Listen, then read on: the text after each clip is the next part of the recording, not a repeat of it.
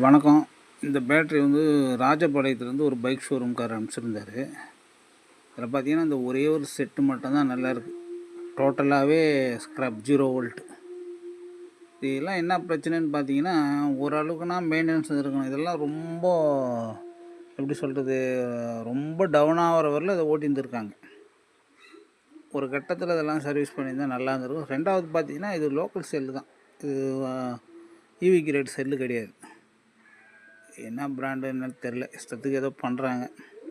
அதில் பார்த்தீங்கன்னா இப்போ ஒரு செட்டு மட்டும்தான் நல்லாயிருக்கு. எல்லாமே ஸ்க்ராப். 0 வோல்ட் சார்ஜிங் ஆகலை. இதெல்லாம் சார்ஜிங் ரொம்ப மைனூட்டாக ஏற்றணும். பார்த்தீங்கன்னா ஒரு அரை ஆம்ஸ் 500 மில்லி ஆம்ஸ் ரீதியாக தான் கொஞ்சம் கொஞ்சமாக தான் ஏற்றணும். 2 ஆம்ஸ் 3 ஆம்ஸ் போனாலே பேட்ரி ஸ்க்ராப் ஆகி போடுது நிறைய. கொஞ்சம் கொஞ்சமாக ஏற்றி தான் நம்ம பேலன்சிங் பண்ணி. இதில் நிறைய வேலை இருக்குது.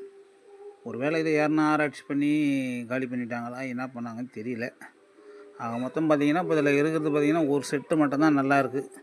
இதை வச்சு நம்ம ஒன்றும் பண்ண முடியாது, வேஸ்ட்டு தான் அது. கஸ்டமர்கிட்ட கேட்டுட்டு புதுசு ஒன்றா செஞ்சு கொடுக்கலாம். இதை ஒன்றும் செய்ய முடியாது. பிஎம்எஸும் ஃபால்ட். நம்ம கஸ்டமர்கிட்ட பேசுவோம், பேசிவிட்டு என்ன சொல்கிறாங்க பார்ப்போம். ஏன்னா இந்த செல்லுலேருந்து லிக்விட்லாம் லீக் ஆகிருக்கு. அவள் முடிஞ்ச அளவுக்கு இது ஃபுல்லாகவே காலி பண்ணியிருக்காங்க. சரிங்க, பார்ப்போம்.